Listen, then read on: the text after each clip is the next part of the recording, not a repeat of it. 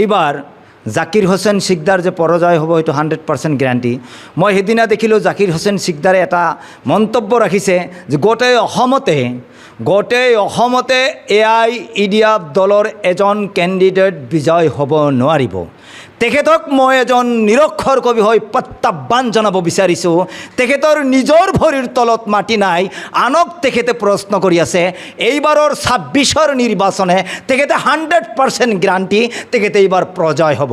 আৰু অসম তথা ভাৰতবৰ্ষৰ মানুহক যথাৰ্থে ক'ব বিচাৰিছোঁ, কংগ্ৰেছৰ যদি আপোনালোকে 100জন বিধায়ক যদি দিল্লীৰ দিছপুৰৰ গাদীত পঠাই দিয়ে, তথাপি মাইনৰিটি মানুহৰ কোনো লাভালাভ নহ'ব।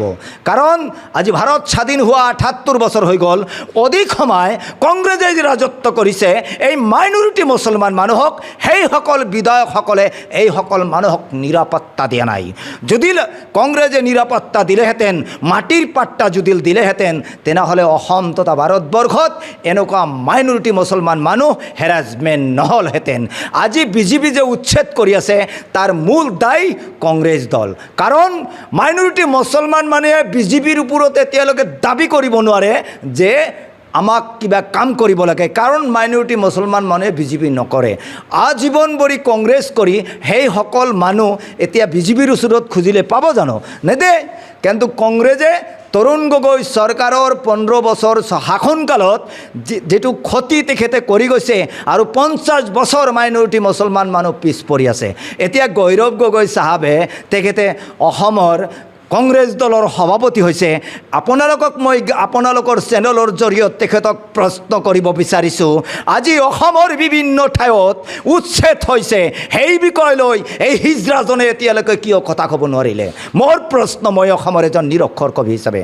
আৰু তেখেতসকলে এতিয়া কৈ আছে যে আমাক আপোনালোকে চৰকাৰ বনাই দিয়ক, আমি এইসকল মানুহৰ মাটিৰ পাট্টা দিম, আমি এইসকল মানুহৰ ঘৰ দুৱাৰ বনাই দিম। এটা পেটিসাপক আপোনালোকে বিশ্বাস কৰিব পাৰে, কিন্তু এই কংগ্ৰেছক যদি মাইনৰিটি মানুহে আকৌ বিশ্বাস কৰি লয়, আকৌ ক্ষতি হৈ যাব। মই অসমৰ মাইনৰিটি মুছলমান মানুহক ক'ব বিচাৰিছোঁ যে আপোনালোকে দল মত নিৰ্বিশেষে আপোনালোকক এটা প্ৰশ্ন কৰি আছোঁ, দুপৰী লোকসভাৰ সাংসদ এই হিজৰাজনে এই দুপৰী লোকসভাৰ মানুহৰ কাৰণে কি কৰিলে? মই নিৰক্ষৰ কবি হাবিলুদ্দিন আজি প্ৰশ্ন কৰিছোঁ। আজি তেখেতে কৈছিলে এজন নহয়, দুজন নহয়, 50জন হিমন্ত বিশ্ব শৰ্মা আহিলে মাইনৰিটি মুছলমান মানুহৰ এটা লম ছিঙিব নোৱাৰিব। আজি তেখেতে ক'ত? সেই গাদ্দাৰজন ক'ত? যিকোনো খবৰৰ বাবে যোগাযোগ কৰক 7099017330 লগতে 7099017110 নম্বৰত।